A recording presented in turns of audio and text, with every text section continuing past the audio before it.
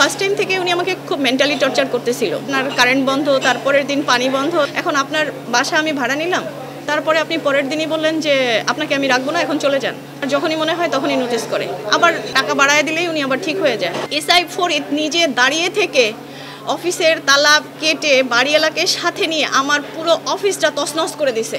রাত্রি 10টায়, 10টা না 11টায় আপনি আসেন, এখন আসেন, তারপরে যাচ্ছি, তাদের কোনো রেসপন্স নাই। আজকে হবে না, কালকে হবে না, আরেক দিন, 13, 14, 15 দিন পরে এক মামলা নিতে আমার 3 দিন যাইতে হয়েছে এই থানায়। পুলিশ প্রশাসন আসলে কতটা ভূমিকা পালন করে মহিলার জন্য, এটা আমি দেখার জন্যই, একটু টেস্ট করার জন্য আমি এটা করছিলাম। ওনারা প্রশাসন তো, ওনারা আমাদেরকে সাধারণ জনগণকে যেভাবে খেলতে চায়, ওনারা মনে করে আমরা শুধু খেলি। আসলে ভাইয়া বেসিক্যালি আমি বিজনেস করি। আমি গুলশানে যেহেতু বিজনেস করি, এটা একটা অভিজাত এলাকা। এই জায়গায় সব ধরনের বিজনেসই হয়। আর বিজনেস করতে হলে এখানে আসলে অনেক নিট অ্যান্ড ক্লিনভাবে বিজনেস করতে হয়। এটা এমন একটা জায়গা, যে জায়গায় আমাদের শুধু বাড়িওয়ালা ভাড়াটিয়া না, এখানে আমরা কিন্তু কিছু কিছু বিজনেসম্যান অনেক বেশি সাফারার, এত বেশি সাফারার যেটা আসলে সবাই হয়তো বা প্রকাশ করতে পারে না। কিন্তু তাদেরকে যদি প্রকাশ করার সুযোগ দেওয়া যাইতো, তাহলে বোঝা যাইতো যে আসলে তারা কত ধরনের সাফারার হচ্ছে। এখন যেটা প্রবলেম হয়েছে, আমি যেটা প্রতিনিয়ত ফেস করে আসছি, আমরা এখানে সবাই বিজনেস করি, আমাদের বাড়ি ভাড়া নিতে হয়, তারপর অনেক সমাজকে মেনটেন করতে হয়, অনেক মানুষকে মেনটেন করে কাজ করতে হয়। এখন যেটা প্রবলেম ফেস করতেছিলাম, আমি প্রবলেম বেসিক্যালি ফেস করি বেশি, সেটা এখানে আমাদের ম্যাক্সিমাম বিজনেসম্যান হয়তো বিভিন্ন মানসিকতার আছে। আমার যেটা মানসিকতা, আমরা বিজনেস যে কোনো করতে পারি, কিন্তু আমরা তো মানুষ সবার আগে। তো আমরা কেন একজনকে ছোট করে নিজেকে অনেক বড় বেশি কিছু চিন্তা করব, এটা আমি কখনোই চিন্তা করি না। অলওয়েজ সবার সাথে মিলেমিশে বিজনেস করতে চাই। কিন্তু দেখি যে কিছু মানুষ আছে যারা এখন বর্তমানে যেটা প্রবলেম ফেস করতেছি, তারা শুধু সুবিধা নেবে, কিন্তু কখনো তারা সেটার সাফারার হবে না। সাফারার হব শুধুমাত্র আমরা যারা বিজনেস করতে আসছি, যারা ফ্রন্টে থেকে বিজনেস করি। কিন্তু আমি এটা কখনোই মনে করি না যে হ্যাঁ সবাই তো আর ফেসে আসবে না, কেউ কেউ তো সাইড থেকে কিংবা হাইডে থেকে কাজ করবে। আমার এটা নিয়ে কোনো সংশয় আগেও ছিল না, এখনও নাই, পরবর্তীতেও থাকবে না। আমার কথা আমরা কেন সাফারার হব, শুধুমাত্র অনলি ফর আমরা কেন হব যারা ফ্রন্টে থেকে আছি। বাড়িওয়ালার সাথে আমার 2 বছর আগে ডিড হয়, ওনার সাথে আমি ডিড করেছি 2023 সালের জানুয়ারিতে। তখন থেকেই আমি বিজনেস পরিচালনা করতেছি। তখন বিজনেস ফার্স্ট টাইম থেকে উনি আমাকে খুব মেন্টালি টর্চার করতেছিল। আজকে এইটা, কালকে নোটিশ, পরশু দিন আপনার কারেন্ট বন্ধ, তারপরের দিন পানি বন্ধ, তারপরের দিন এইটা সেইটা, তারপরের দিন টাকা বাড়াইতে হবে, ভাড়া না বাড়াইলে এখন চলে যাবেন। এখন আমরা তো ইনভেস্ট করি, একটা বিজনেস করতে হলে তো ওইখানে একটা হিউজ ইনভেস্টমেন্ট থাকে ভাইয়া। এখন আপনার বাসা আমি ভাড়া নিলাম, তারপরে আপনি পরের দিনই বললেন যে আপনাকে আমি রাখবো না, এখন চলে যান। এইটা তো আপনি ডিসিশন নিতে পারেন না যখন তখন, কারণ আপনার সাথে চুক্তি করার সময় আমি বলে চুক্তি করেছি, আমি তো আপনাকে হাইড করে কোনো কিছু চুক্তি করিনি।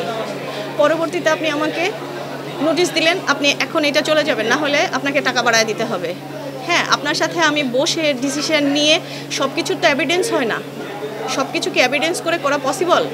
অনেক সময় সমঝোতার মাধ্যমেও হয়ে যায়। ওনার সাথে আমি সমঝোতা করলাম যে ঠিক আছে, আপনি আমাকে বলতেছেন আপনার চুক্তি বাতিল করতেছি, হ্যাঁ আপনার সব কিছু মেনে নিচ্ছি। কারণ ওনাকে আমার একটু কেমন অ্যাগ্রেসিভ টাইপের মানুষ মনে হয়েছে, সবাই তো সুস্থ মস্তিষ্কের মানুষ না।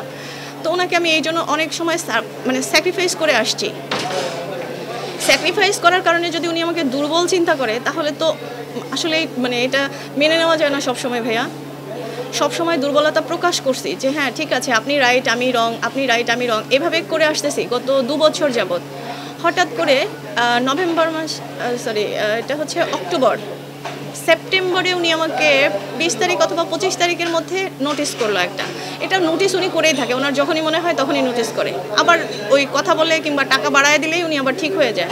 তো আমি এবারও মনে করছি যে উনি হয়তো বা টাকা বাড়ায় নেবে, এই জন্য আমার সাথে এরকম করতেছে। তখন আমি ওনাকে বললাম যে ঠিক আছে ম্যাম, আমি আপনার সাথে বসতে চাই। উনি আমাকে সবগুলো নাম্বার থেকে ব্ল্যাকলিস্ট করলো। আমি ওনার ভাড়াটিয়া, উনি আমাকে নামাবে, তাহলে তো উনি ব্ল্যাকলিস্ট করতে পারে না। যখন ব্ল্যাকলিস্ট করলো তখন আমি বুঝতে পারছিলাম না ওনাকে ভাড়াটা কন্টিনিউ করব কি করব না, নাকি ওনার সাথে আলোচনা শেষ করে ভাড়া দিব। তখন আমি ওনাকে বললাম যে ঠিক আছে, তাহলে উনি ওয়েট করতেছিলাম, ওনার সাথে যখন কোনোভাবেই যোগাযোগ করতে পারছি না, তখন আমি ঠিক 25 তারিখ অথবা হচ্ছে 25 তারিখের পরে আর কি ওনাকে বাড়ি ভাড়াটা দিলাম, যে যেহেতু করতেছে না তাহলে আমি নভেম্বরের দিকে হয়তো বা ওনার সাথে বসে বিষয়টা শেষ করব। হুট করে উনি নভেম্বরের 1 তারিখ না 2 তারিখে হচ্ছে 1 তারিখ একদম সুন্দরভাবে চলতেছিলাম, 2 তারিখে উনি হঠাৎ করে লাইন অফ করে দিল, কারেন্টের লাইন অফ করলো। ওনাকে আমি কোনোভাবেই ওনার সাথে আমি কোনো যোগাযোগ করতে পারছিলাম না। যখন আমি ওনাকে আমি জানি ওনাকে কিভাবে বের করতে হয় বাসা থেকে, কারণ ওনার কোনো জিনিস ক্ষতি করলে কিংবা ওনাকে যদি হিট করে তাহলে উনি চট করে বের হয়ে চলে আসে। তখন আমি একটু ছোট্ট টেকনিক অবলম্বন করলাম, দেখলাম হ্যাঁ উনি সব সুন্দর বের হয়ে চলে আসছে।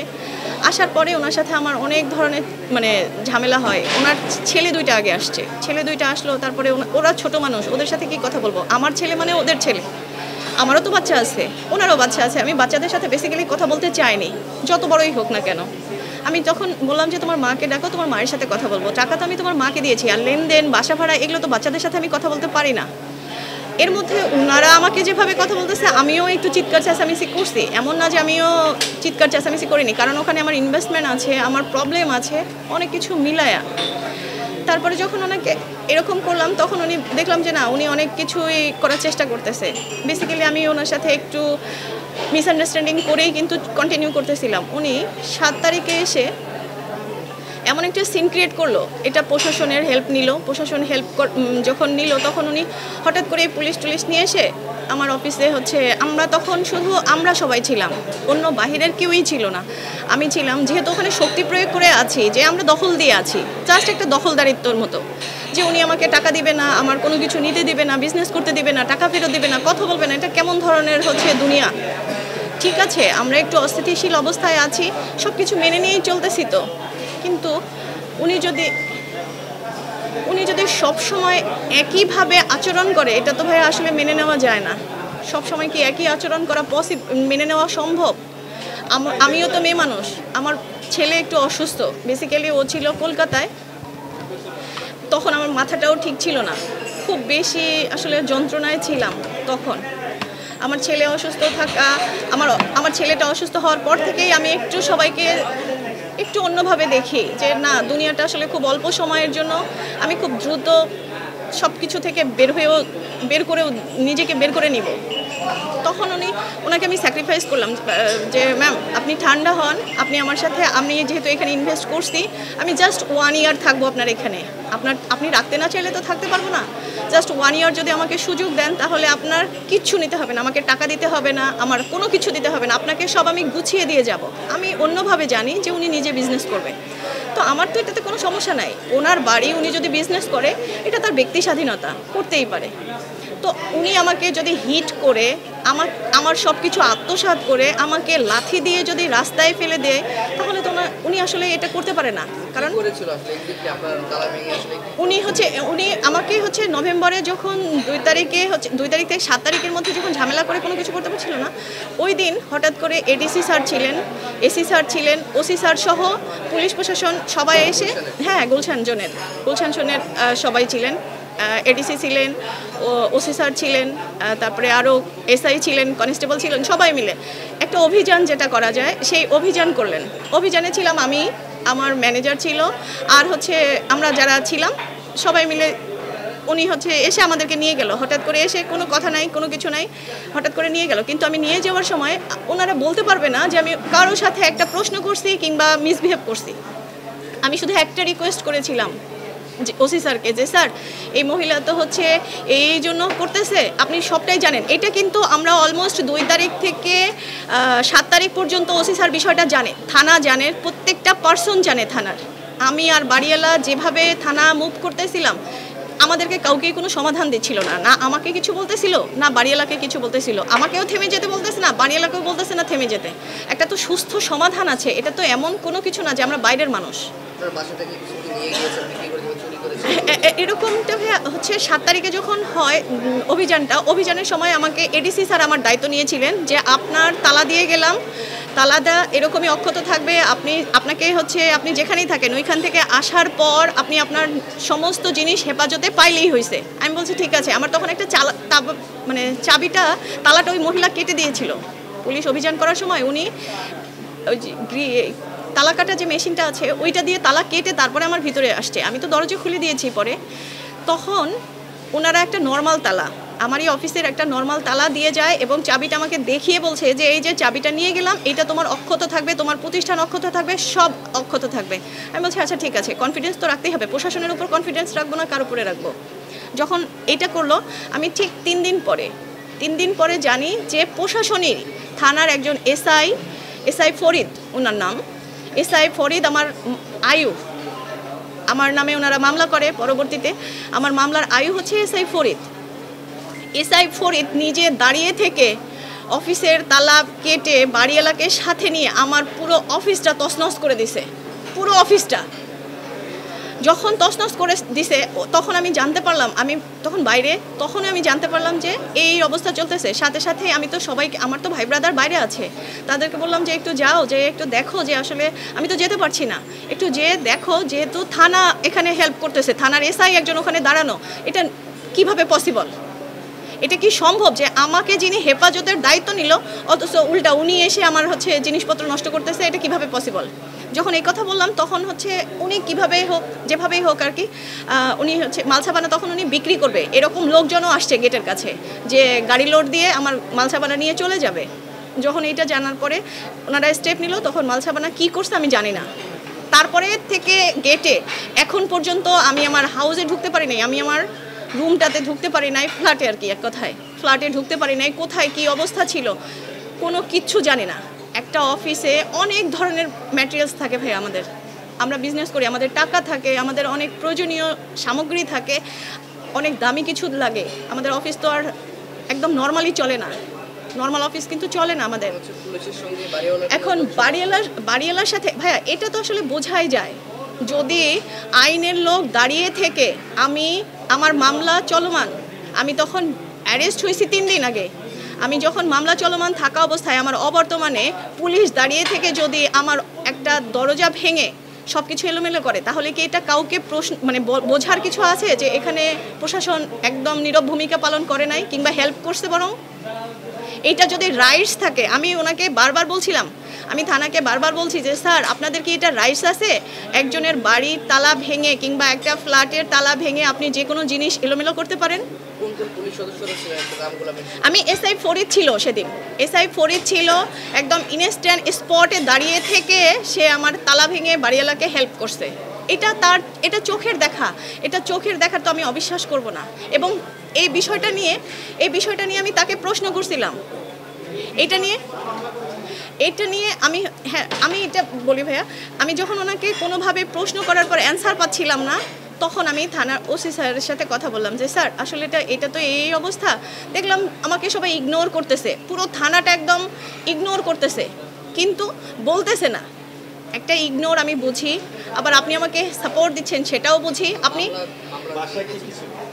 জি অনেক কিছু ছিল ভাইয়া, একটা অফিসে তো এসি থেকে শুরু করে আমাদের অনেক জিনিস থাকে, এসি থাকে, ফ্যান থাকে, মানে সব। আমি মামলা করেছি অনেক পরে, কারণ আমি প্রায় 13টা দিন ওনাদের পিছনে, আজকে এখন না পরে রাত্রি 10টা না 11টায় আপনি আসেন, এখন আসেন, তারপরে যাচ্ছি, তাদের কোনো রেসপন্স নাই, আজকে হবে না, কালকে হবে না, আরেক দিন, মানে এমনভাবে ঘোরাচ্ছিল যে আমি আসলে বিরক্ত হয়ে গেছি যে আসলে এমনিতেই দেশের অবস্থা অস্থিতিশীল, এইভাবে আমি মুভমেন্ট করতেছি, এটা কি ঠিক হচ্ছে কি না? এবং আবার আমাকে আরেক দিক থেকে হুমকি, আপনি থানায় যাবেন, এটা সমস্যা। আমি থানায় মামলা করেছি ভাইয়া 13 দিন পরে, আমি এই মামলায় আসছি ঠিক 13 দিন পরে, তাও প্রেশারাইজ করে যে আপনি কি আমার দায়িত্ব নেবেন কি নেবেন না, এটা তো আমাকে স্পষ্ট জানাইতে হবে। তখন উনি বাধ্য হয়ে এক প্রকারের, যেহেতু তালাটা ভেঙে ফেলছে, উনি নীরব ছিল, তারপরে বাধ্য হয়ে প্রায় মামলাটা করলো। মামলাটা নিল প্রায় 13, 14, 15 দিন পরে। এক মামলা নিতে আমার 3 দিন যাইতে হয়েছে এই থানায়। আমার মামলা রেডি, প্রথম দিন বলতেছে আপনার মামলা রেডি, সিগনেচার করে দিয়ে যান। এর মাঝখানে ভাইয়া আমার আরও একটা জিনিস খুব অড লাগছে প্রশাসনের কাছে, সেটা একদিন ওই মহিলা আমাদেরকে সন্ধ্যায় একদম লাস্ট যেদিন সন্ধ্যায় আমাদেরকে ডাকলো 7:30টায়, আমাকে বললো যে 7:30টায় আসেন, আমরা বসবো। এসআই মারুফ আমার দায়িত্ব নিয়ে বললো যে হচ্ছে আপনি আসেন, আমি ওনাকে নিয়ে বসতেছি। ওকে, আমি সন্ধ্যার দিকে গেলাম, 7:30 8:30, তারপর 9টার দিকে উনি বলতেছে আজকে বসবো না, বাড়িওয়ালা আপনার সাথে বসতে চায় না। উনি একা একা কথা বলে আমাকে এসে বলতেছে যে বাড়িওয়ালা আপনার সাথে বসতে চায় না, বাদ। তো আমি বললাম, আমি তখন একটু রেগে গেলাম যে আরে শালা 14 দিন 15 দিন পরে, আমি একটু রেগে গিয়েই বলছি যে 14-15 দিন পরে আমি হচ্ছে আসছি, এভাবে আমাকে বারবার রিফিউজ করতেছে, এটা কেন? তখন ওনাকে একটু রেগে গিয়ে বললাম যে ঠিক আছে, বাড়িওয়ালা হচ্ছে, আমি বাড়িওয়ালাকে আজকে বাড়িওয়ালার সাথে কথা বলবো, একটু জিদ করেই বলছি যে আমি বাড়িওয়ালার সাথে আজকে কথা বলবোই। তখন এই থানা থেকে প্রোটেকশন দিয়ে থানার 2জন এসআই তাকে ভ্যান, একটা পুলিশ ভ্যান প্লাস একটা পুলিশ কার যে আছে ইমার্জেন্সি যে কারগুলো, এই কারে এসে তাকে প্রোটেকশন দিয়ে বাসায় নামায় দিয়ে গেছে। সেদিনও কিন্তু আমার সাথে আমি বাড়িওয়ালার মানে গেটে ঢুকবো, একটু দেখছি যে পুলিশ প্রশাসন আসলে কতটা ভূমিকা পালন করে মহিলার জন্য, এটা আমি দেখার জন্য, একটু টেস্ট করার জন্য আমি এটা করছিলাম। সর্বশেষে এখন আমার থানায় মামলা হয়েছে। যেদিন আমি ওই ঝামেলা করি, থানায় মামলা করার পর আমি আসছিলাম, আমি আমার হাউজে আসছিলাম। হাউজে আসার পর আমি ঢুকার পর উনি প্রথমে এসআই আসলো, এসআই এসে মামলাটা যখন রেকর্ড হয়ে গেল, তারপরে এসআই আসলো, এসে আমাকে বলতেছে, আমি তখন ভিতরে মানে হাউজের সামনে, তখন উনি আমাকে বলতেছে এটা হচ্ছে এখন হচ্ছে এই যে আমার যখন মামলাটা হয়ে যায়, এসআই মারুফ আমার দায়িত্বে আছেন, আপনি দেখেন আমি হচ্ছে ভাইয়া এই যে মামলা করছি, এটা তার হচ্ছে কপি। এইটা মামলার হচ্ছে আমার আয়ু ছিল হচ্ছে এসআই মারুফ ফার্স্ট টাইম থেকেই আমাকে মনিটরিং করতেছে। এসআই মারুফ আয়শা একজন পুলিশ কনস্টেবল এসে পুরো ভিজিট করে বলতেছে, আমাকে বলে গেল যে কি বলে উনি তো বাসায় নেই, উনি বাসায় আসলে আমি আবার পরে আসবো। আমি বলছি আচ্ছা ঠিক আছে, উনি বাসায় আছেন। ওনাকে অনেকভাবে বোঝানোর চেষ্টা করলাম উনি বাসায় আছেন। তখন উনি আমাকে বলতেছে যে আমি তো আর দরজা ভেঙে ওনাকে নিয়ে আসতে পারি না, উনি বাহিরে আসুক তারপরে বিচার ভাইয়া। এখন হচ্ছে আমি যেহেতু মামলা করেছি, একজন মানে আসামি, সে ওই দিন রাত্রেই সে বের হয়ে এসে পুলিশের সামনে দাঁড়ায়া রাস্তার সামনে সবাইকে ব্রিফ করতেছে যে আমি হচ্ছে বাড়িওয়ালা, থানা নাকি হচ্ছে মামলা করে আমার নামে, আমি তো মামলা করবো ওর বিরুদ্ধে। অথচ তখন একজন এসআই মারুফ ওখানে সামনে, সে মামলার আয়ু, সে 999-এর কলে এসে তাকে প্রোটেকশন দিয়ে, আমি ভিতরে ছিলাম আমাকে বাইরে বের করার জন্য, প্রোটেকশন দিয়ে এসে তাকে হেল্প করে দিয়ে চলে গেল এবং তার ভয়ে সে পালিয়ে গেল। আমাকে বলতেছে আপনি ওখানে থাকবেন না বেশিক্ষণ, আপনিও চলে আসেন এদিকে, পাবলিক সেন্টিমেন্ট। আমি বললাম পাবলিক সেন্টিমেন্ট নাকি আপনার হেল্প করার একটা ধরন? কারণ উনি আমাদেরকে হচ্ছে, ওনারা প্রশাসন তো, ওনারা আমাদেরকে সাধারণ জনগণকে যেভাবে খেলতে চায়, ওনারা মনে করে আমরা শুধু খেলি। আমার চাচ্ছি ভাইয়া, আমি একটা সমাধান চাই। আমি এখন লাইফ রিস্কে আছি, 100% লাইফ রিস্ক। কারণ হচ্ছে আমি যখন বাড়িওয়ালাকে হিট করতেছি কিংবা প্রশাসনকে বারবার বলতেছি, যখন আমি হেনস্থ হচ্ছি তখন তো সবাই সুযোগ নিচ্ছে।